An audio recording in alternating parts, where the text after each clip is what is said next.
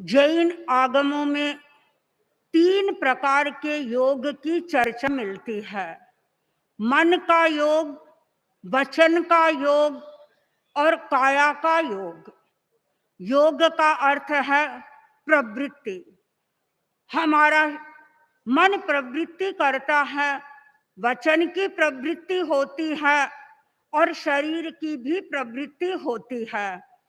तीनों योगों में सबसे अधिक सक्रिय रहने वाला योग है मन का योग।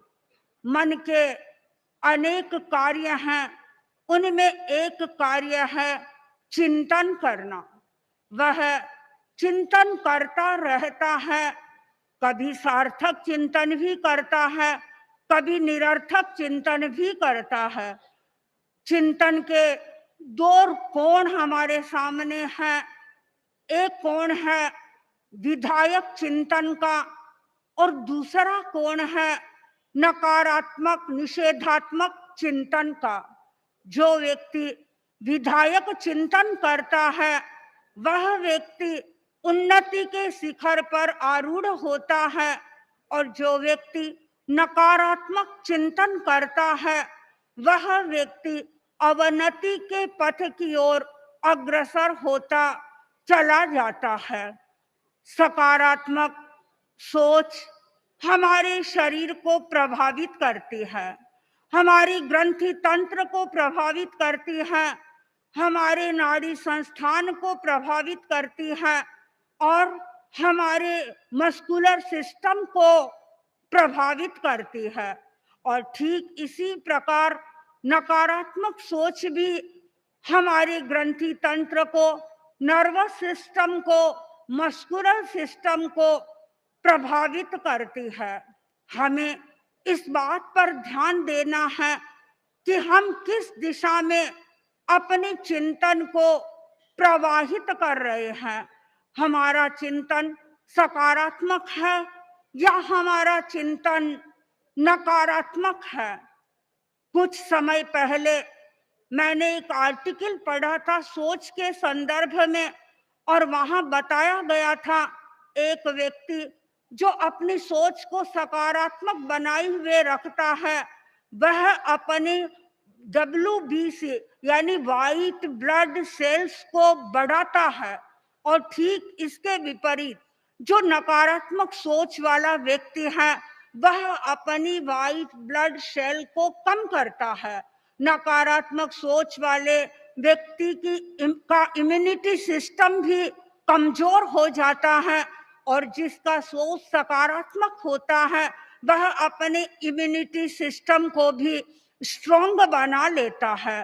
सकारात्मक सोच वाला व्यक्ति हमेशा गुणात्मक दर्शन करता है। जहां गुण होते हैं उसकी आंख वहां चली जाती है, और जो नकारात्मक दृष्टि वाला व्यक्ति होता है उसे चारों ओर अवगुण ही अवगुण दिखाई देते हैं, उसे कहीं पर भी गुण दिखाई ही नहीं देते हैं। अर्जुन और दुर्योधन को भेजा गया था, युधिष्ठिर और दुर्योधन को भेजा गया था गांव की परीक्षा के लिए। कहा जाओ गांव में देखो कि कितने लोग ऐसे हैं जो अच्छे हैं और कितने लोग ऐसे हैं जो बुरे हैं, लिस्ट बना करके लाओ। दोनों रवाना हुए, सब जगह घूमे। दुर्योधन आया और आकर के निवेदन किया कि मुझे तो इस दुनिया में कोई अच्छा व्यक्ति दिखाई ही नहीं दिया। और जब युधिष्ठिर पहुंचा और युधिष्ठिर को पूछा गया तो युधिष्ठिर ने कहा कि मुझे इस दुनिया में कोई व्यक्ति बुरा दिखाई ही नहीं दिया। जब व्यक्ति का सोच पॉजिटिव होता है तो उस व्यक्ति को कभी भी कोई बुरा व्यक्ति दिखाई नहीं देता है, और जब सोच नकारात्मक होती है तब व्यक्ति को सारा बुरा ही बुरा दिखाई देता है। जो अच्छे लोग हैं उनमें भी उन्हें बुराई का दर्शन होता है।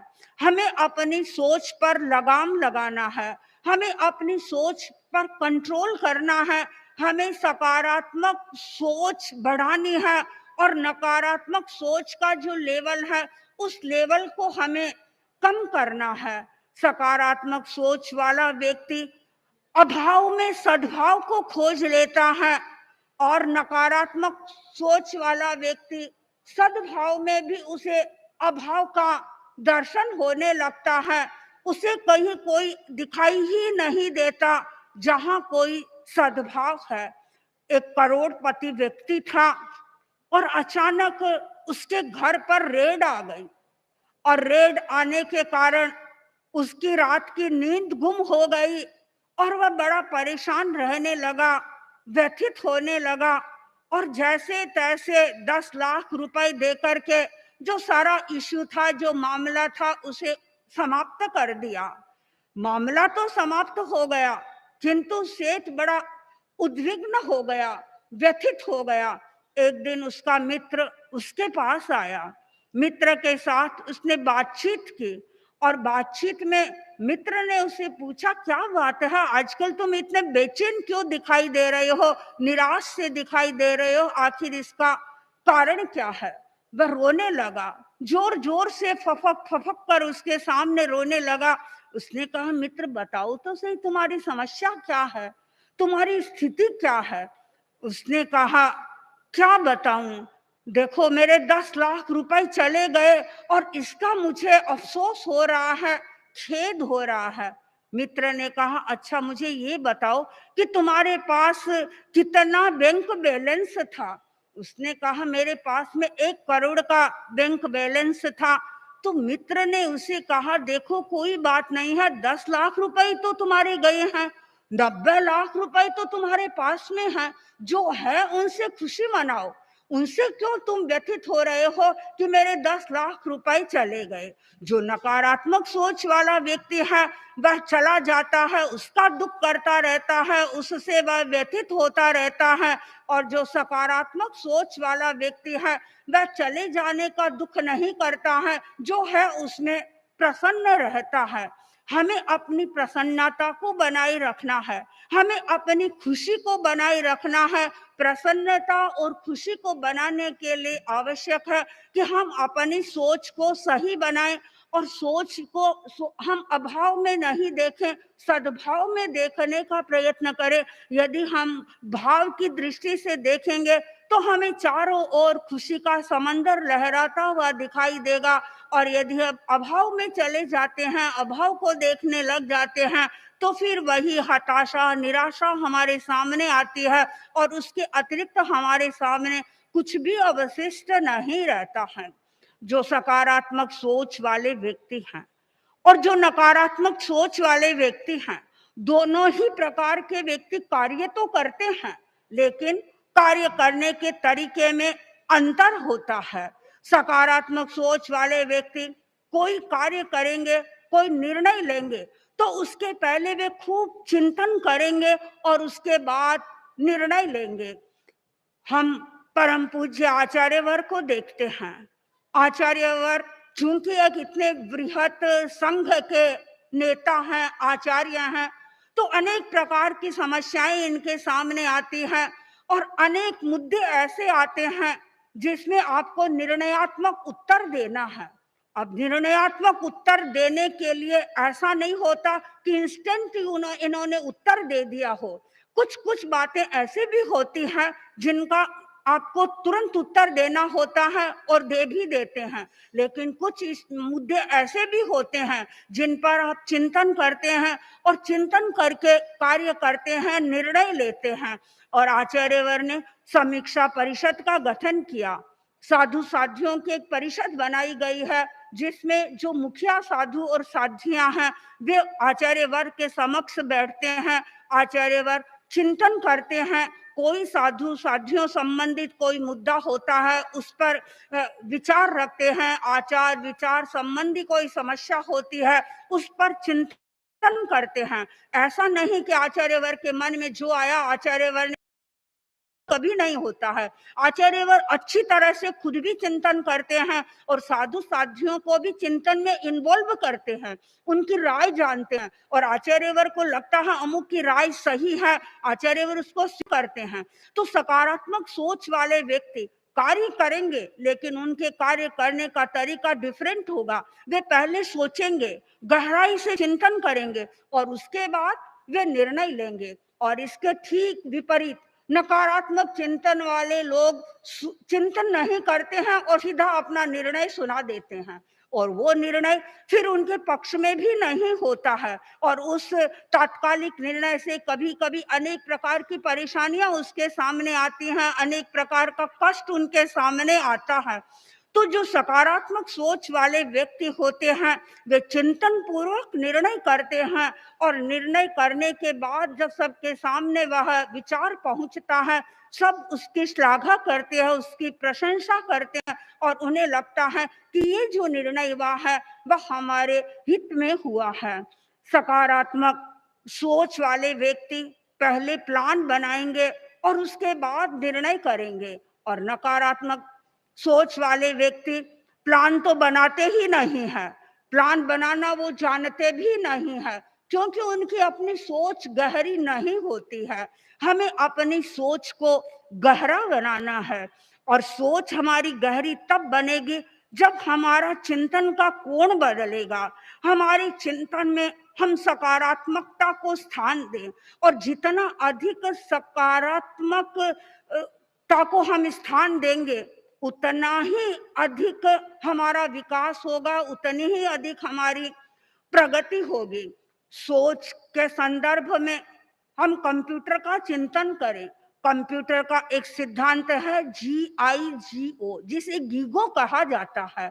जो कंप्यूटर जानने वाले हैं, कंप्यूटर पर काम करते हैं, वे जानते हैं गीगो का मतलब है गार्बेज इन और गार्बेज आउट।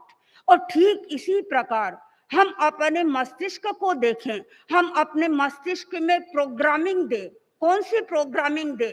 निगेटिव इन और निगेटिव आउट की नहीं, हम पॉजिटिव इन और पॉजिटिव आउट, ये हम यदि प्रोग्राम देंगे तो हम अच्छा कार्य कर सकेंगे, हम अपने जीवन में सफल बन सकेंगे। मस्तिष्क में जिस प्रकार के विचार जाएंगे हमारा आचरण वैसा ही होगा, और जैसा हमारा आचरण होगा उसके अनुरूप हमारा व्यवहार बनता चला जाएगा। तो हम अधिक से अधिक सकारात्मक चिंतन करें, हम अधिक से अधिक विधेयात्मक चिंतन करें, और हमारे मस्तिष्क को की ऊर्जा को सकारात्मक बनाए। हमारी मस्तिष्क की ऊर्जा यदि सकारात्मक होगी तो इसका अर्थ है कि हमारा विकास होगा, और हम तनाव से मुक्त रह पाएंगे, और शांतिपूर्ण जीवन की जो कला है वो हम सीख जाएंगे।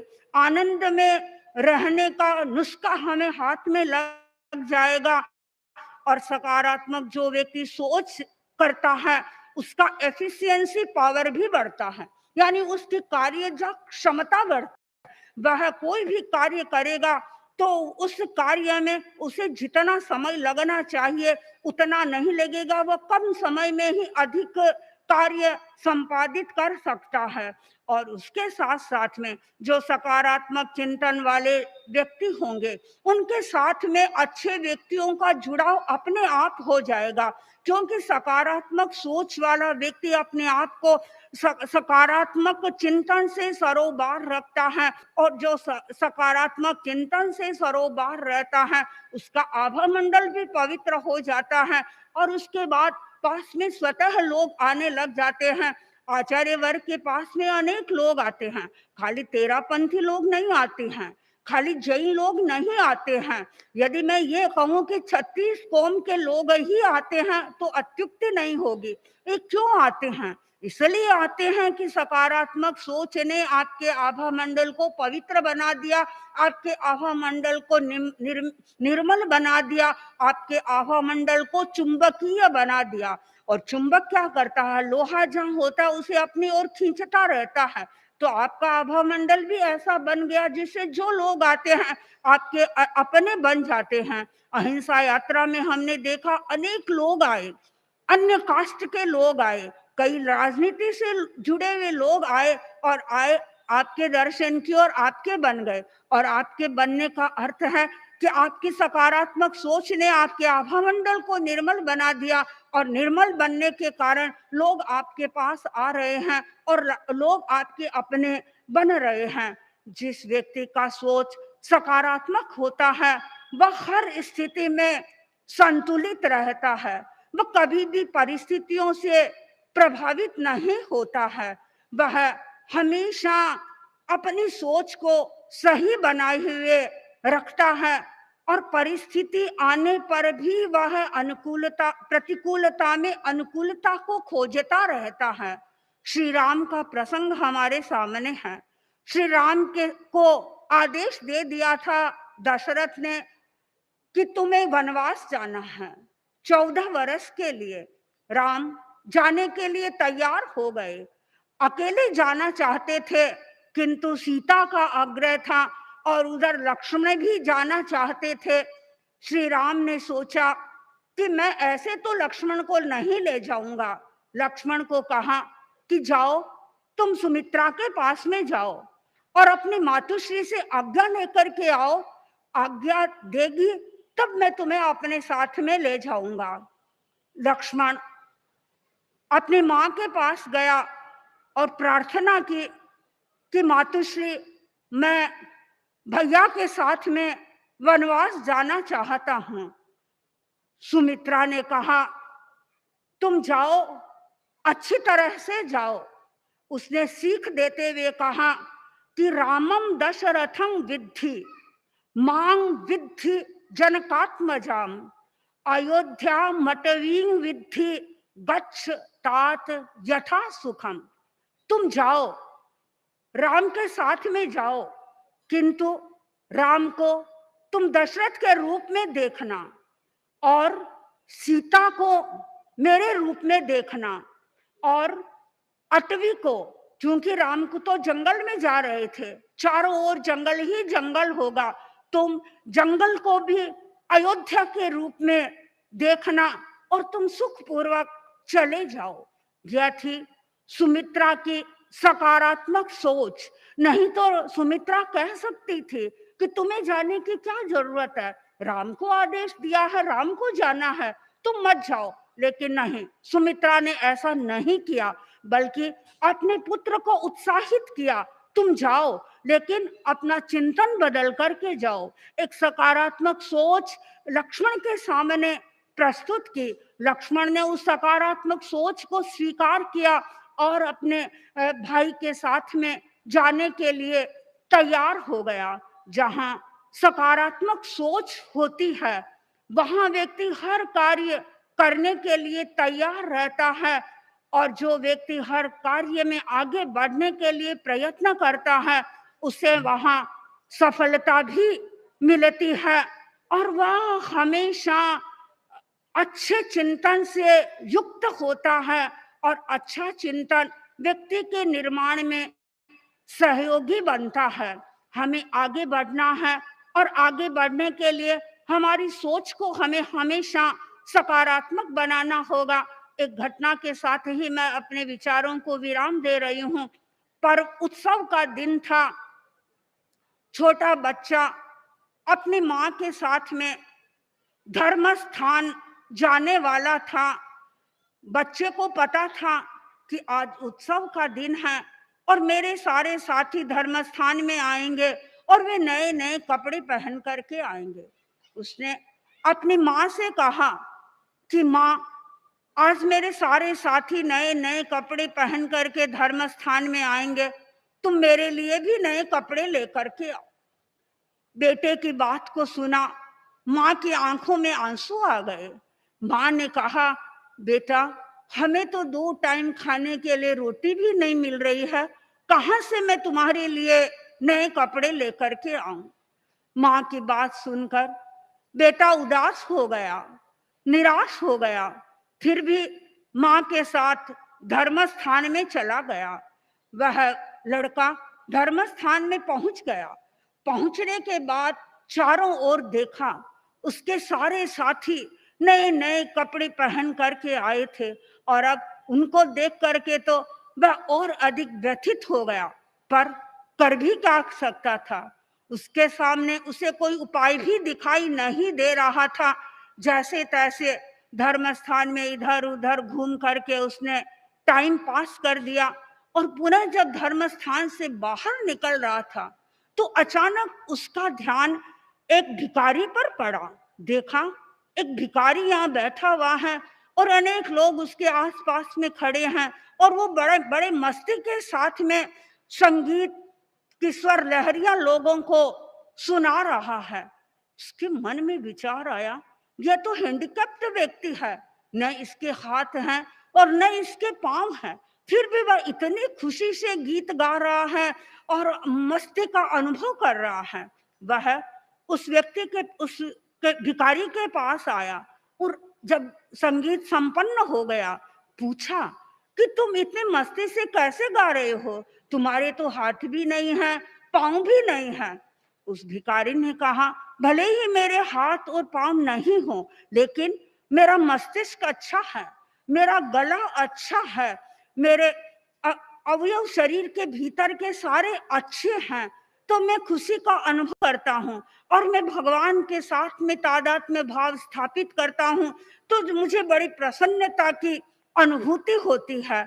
और जब उस बच्चे ने उस भिखारी की बात को सुना, उसके मन में आया, देखो ये तो अपंग है, हैंडीकैप्ड है, फिर भी दुख का अनुभव नहीं कर रहा है, जबकि मेरे भगवान ने मेरे तो शरीर के पूरे अवयव दिए हैं, मैं तो बिल्कुल स्वस्थ हूँ, तो मैं क्या नहीं कर सकता हूँ, मैं भी बहुत कुछ कर सकता हूँ। और उस भिखारी को देख करके उस बच्चे की चिंतन की धारा बदल गई। वह बच्चा नकारात्मकता में चला गया था, फ्रस्ट्रेशन में चला गया था, डिप्रेशन में चला गया था, और उसको देख करके वह सकारात्मक बन गया, डिप्रेशन से बाहर आ गया और मन में निर्णय कर लिया कि मुझे भी अपने जीवन में कुछ कार्य करना है, मुझे भी अपने जीवन में नया कार्य करना है और आगे बढ़ना है। जब व्यक्ति की सोच सकारात्मक बन जाती है तो वो डिप्रेशन से भी बाहर आ जाता है।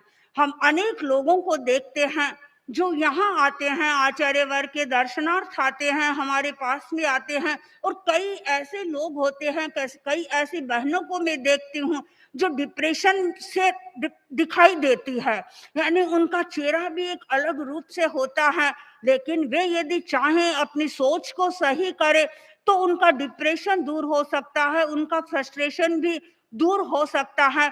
अपेक्षा इस बात की है कि हम अपने सोच को सकारात्मक बनाएं।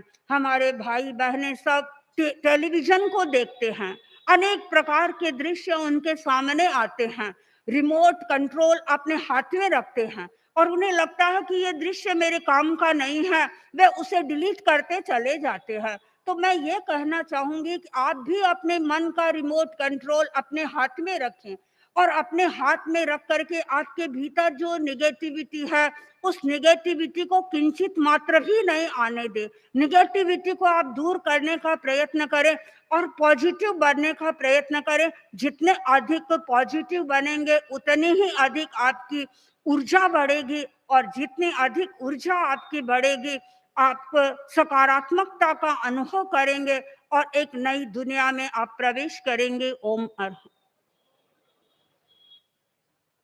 जिंदगी एक बांसुरी है